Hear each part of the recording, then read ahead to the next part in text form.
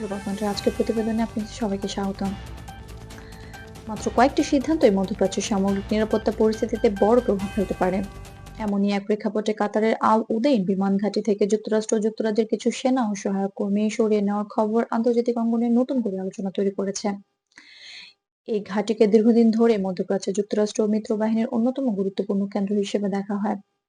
আন্তর্জাতিক সংবাদ মাধ্যম রয়টার্স, অ্যাসোসিয়েটেড প্রেস এবং বিবিসি নিউজের তথ্যে জানা যাচ্ছে, আল উদেইদ ঘাঁটি পুরোপুরি পরিত্যাগ করা হচ্ছে না, বরং সেখানে থাকা কিছু নন কমব্যাট ইউনিট ও সাপোর্ট স্টাফকে অন্য স্থানে সাময়িকভাবে স্থানান্তর করা হচ্ছে। যুক্তরাষ্ট্রের প্রতিরক্ষা দপ্তর জানিয়েছে এবং যুক্তরাষ্ট্রের প্রতিরক্ষা মন্ত্রণালয় উভয় জানায় এটিকে স্থায়ী প্রত্যাহার হিসেবে দেখার সুযোগ নেই। আল উদেইদ ঘাঁটি কাতারের রাজধানী দোহার কাছে অবস্থিত এবং এটি যুক্তরাষ্ট্রের সেন্ট্রাল কমান্ডের ফরওয়ার্ড কার্যক্রমের জন্য ব্যবহৃত হয়ে আসছে। এখানে যুক্তরাষ্ট্রের পাশাপাশি যুক্তরাজ্য সহ একাধিক মিত্র দেশের সামরিক কার্যক্রম পরিচালিত হয়। 2024 এবং 2025 সালে মধ্যবর্তী সময়ে মধ্যপ্রাচ্যের নিরাপত্তা পরিস্থিতি পর্যালোচনার অংশ হিসেবে এই পুনর্বিন্যাসের সিদ্ধান্ত নেওয়া হয়েছে বলে ধারণা করছেন বিশ্লেষকরা। কেন এই পদক্ষেপ নেওয়া হলো, এ প্রশ্নের উত্তরে পেন্টাগনের পক্ষ থেকে বলা হয়েছে, অঞ্চলভিত্তিক ঝুঁকি মূল্যায়ন নিয়মিত হালনাগাদ করা হয়। সে মূল্যায়নের আলোকে কোথায় কত জনবল থাকবে তা প্রয়োজন অনুযায়ী সামঞ্জস্য করা হয়। একই ধরনের বক্তব্য এসেছে যুক্তরাষ্ট্রের প্রতিরক্ষা মন্ত্রণালয়ের পক্ষ থেকেও। কাতার সরকার জানিয়েছে, আল উদেইদ ঘাঁটির কার্যক্রম স্বাভাবিক রয়েছে এবং যুক্তরাষ্ট্র ও যুক্তরাজ্যের সঙ্গে সামরিক সহযোগিতা আগের মতোই বহাল রয়েছে।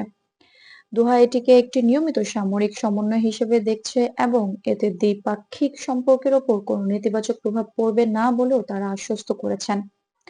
আন্তর্জাতিক বিশ্লেষকদের মতে এই পদক্ষেপকে ঘিরে বিভিন্ন ধরনের ব্যাখ্যা সামনে এলেও বাস্তবে এটি মধ্যপ্রাচ্যে সামরিক উপস্থিতি কমিয়ে আনার কোনো ইঙ্গিত নয়, বরং পরবর্তীত বাস্তবতার কার্যক্রম পরিচালনার সুবিধার জন্য বাহিনীর অবস্থান সামান্য সমন্বয় করা হচ্ছে।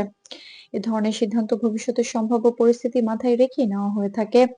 একই সঙ্গে বিশেষজ্ঞরা এটাও বলছেন, আল উদেদ ঘাঁটির গুরুত্ব এখনো অপরিবর্তিত। মধ্যপ্রাচ্যে যুক্তরাষ্ট্র ও মিত্রদের বিভিন্ন কার্যক্রমে এই ঘাঁটির ভূমিকা আগের মতো গুরুত্বপূর্ণ থাকবে। ফলে এটিকে কোনো বড় নীতিগত পরিবর্তনের সংকেত হিসেবে দেখা ঠিক হবে না।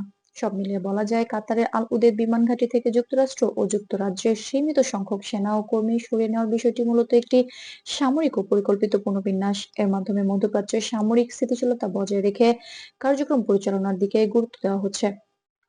গ্লোবাল পয়েন্টের পক্ষ থেকে আজকের প্রতিবেদন এখানেই শেষ করছি। এ ধরনের আন্তর্জাতিক গুরুত্বপূর্ণ ও যাচাইকৃত খবর পেতে আমাদের চ্যানেলটি সাবস্ক্রাইব করুন। ভিডিওটি ভালো লাগলে লাইক দিন, কমেন্টে আপনার মতামত জানাতে ভুলবেন না।